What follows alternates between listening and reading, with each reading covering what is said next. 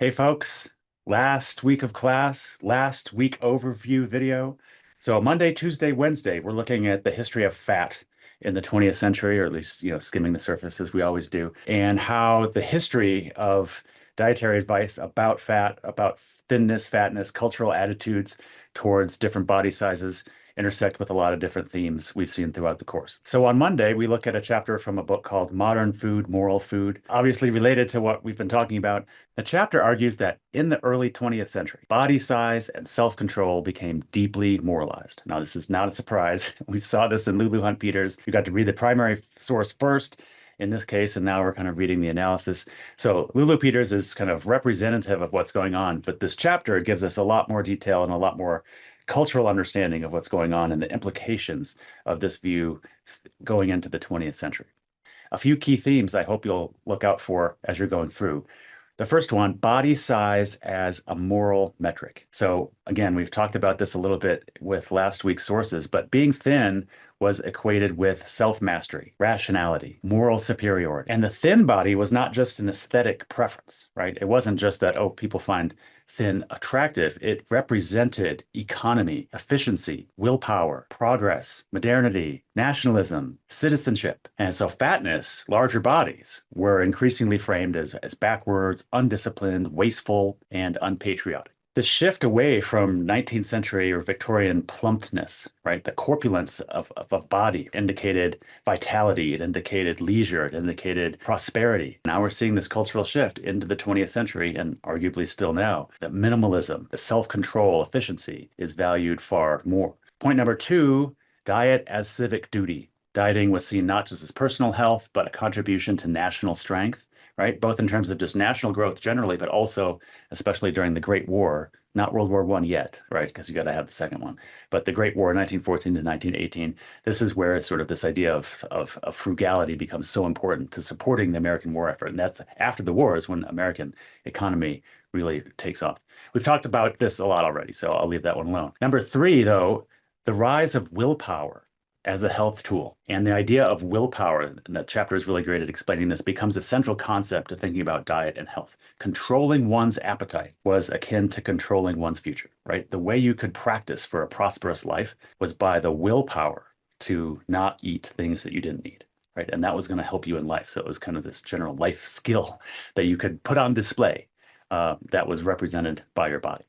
And there's a long cultural legacy of this. Even now, the science is very clear. Willpower is a terrible way to think about change. If you read any self-improvement book in the last 10, 15 years, it starts out by saying willpower is not enough. If that's what you're relying on, you're going to fail. Here's these other techniques you can use. Everyone knows willpower is terrible, but there's still this cultural legacy of, well, you just need to make better choices, right? You've all been told this or seen people talk about it. Our brain is really good at rationalizing stuff, right? Just telling yourself not to eat the cookie, right? Willpower, right? That's one kind of brain activation, but there's this other kind that's telling you eat the cookie. You had a bad day. You had a great day. You deserve it. You're going to be more productive. You need a little sugar boost, right? There's all kinds of ways we can rationalize stuff. So, and it's really not about willpower. Like you're kind of dumb if you don't follow what your brain is telling you to do. Eat the cookie, but you're not supposed to. Okay, that's enough of that. On Tuesday, we read an article, How the Ideology of Low Fat Conquered America. There's a lot of description, right? It's really boring. I'm sorry, but it's a great description. And you can skim it, right? You don't have to read super carefully. You have to read more carefully than the primary sources we've been actually skimming. But read quickly, right? When you got the point, you don't need more detail, keep going.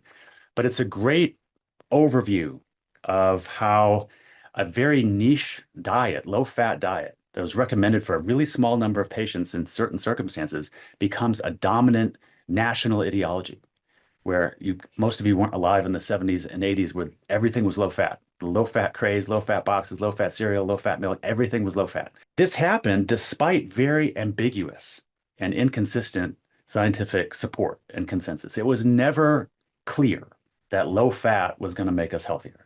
But it becomes this dominant ideology, as she describes. The article starts off talking about historical roots of weight loss culture. So you get kind of a review of what we did for Monday, just very briefly. So that's helpful. Number two, the scientific origins of the heart and fat link. So beginning in the 1940s, studies start to link, not prove anything, but link high fat diets to high cholesterol and coronary heart disease. So this becomes kind of alarming because remember, we had just spent all this time researching vitamins and finding all of these particular compounds that were necessary for health. Now we're finding these sort of correlations between foods that we're eating and negative health, right? And there can be an infinite variety in 1940. So people are alarmed that this is something we're doing wrong. More and more studies and promotions of low-fat diets happen in the 1950s. You get an overview of that. Ansel Keys is a big figure, so linking fat and heart disease and so on. By 1961, the American Heart Association, the official body of medicine, is recommending reduced saturated fat diets. Government continues to advocate for a low-fat diet, even though there's not a lot of scientific conclusive evidence. In 1977, George McGovern has a Senate committee that releases dietary goals for the United States. Guess what you need? Low fat, high carb. That was the official dietary advice. This shows up in the USDA guidelines. We've already kind of gotten an overview of this in previous readings. From 1980 onward, to get the food pyramid in 92, low fat, low fat, low fat. This official recommendation is driven a lot by industry research, as we've seen, because they want to sell low fat stuff. Marketing, consumer culture really fuels this low fat sort of craze, right? Because low fat becomes equated with healthy. That's the common association. We still have that in many ways. But how do you make products taste good if you take all the fat out? Well, add sugar, add carbs, add other things that maybe aren't the healthiest, but it's low fat. So until sugar was recognized as kind of a dietary villain, like it is now, it was okay to add more sugar. So in many ways, low fat actually made us, in terms of how it was implemented in the consumer market, made us more unhealthy because we were eating all this other stuff. Now, obviously, it's not the low fat diet itself that made us unhealthy. It's not the lack of fat, but the substitutes that necessarily got put in.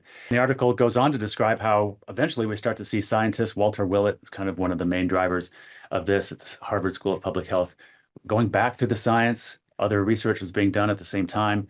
It turns out the sheer amount of fat that somebody's eating is really not all that important, right? There's different kinds of fat that play different roles in health. It comes to us through certain kinds of foods. It combines with different kinds of foods differently. It's much more complicated than any scientific literature had suggested. Research had gone in different directions as well. Set point theory, meaning everybody's got kind of a natural amount of fat that they carry in their body no matter what they eat. The role of stress, hormones, how our metabolism responds, like throughout the day, throughout the year, right? We have these natural cycles that sometimes we just ignore because we live in this very artificial world.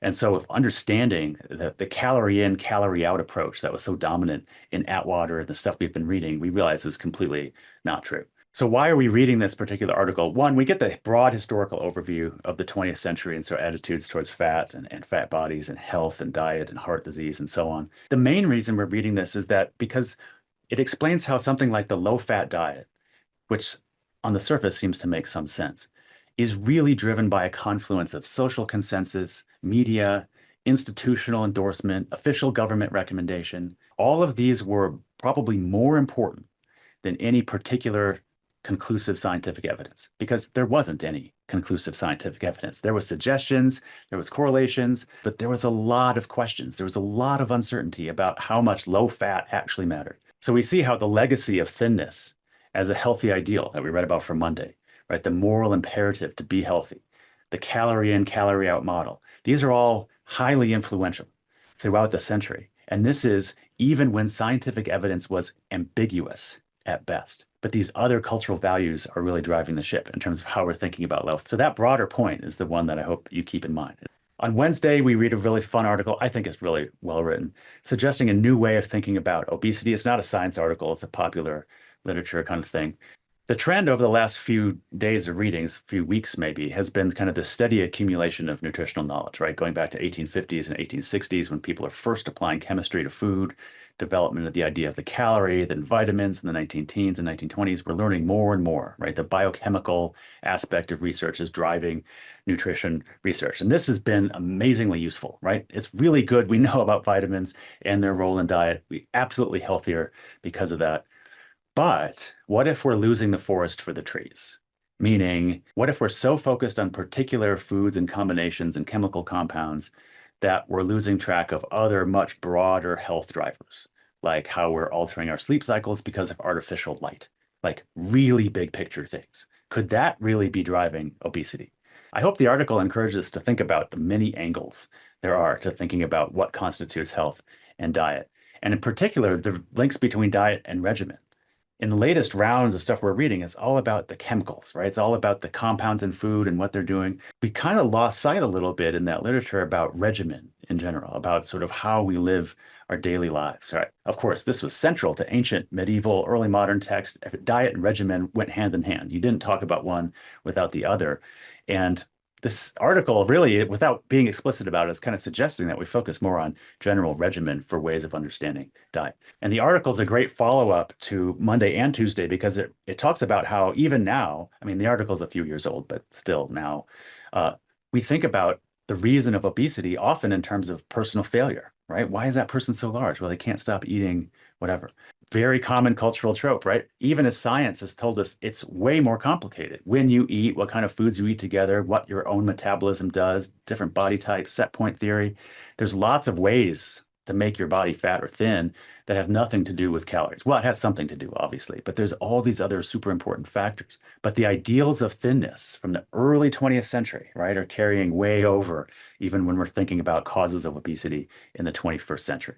On Thursday, we're extending this discussion of obesity to think about nutrition science in general. I think the article's titled something like Why You Can't Trust What You Read About Nutrition. It's very skeptical, but it's kind of tongue in cheek. It's not saying you can't trust it, but it's trying to get us to think about how we know what we know about the links between diet and health. How do we know certain foods or certain dietary habits improve our health or reduce our risk for a certain disease or whatever? How do we know that?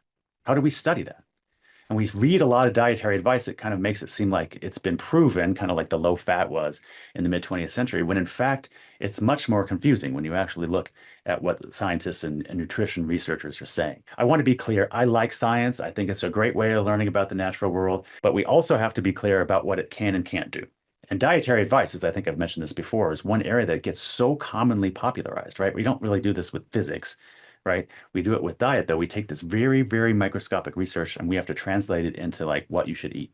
There's a big gap there. And so there's a lot of room for kind of misinterpretation and overgeneralization and so on.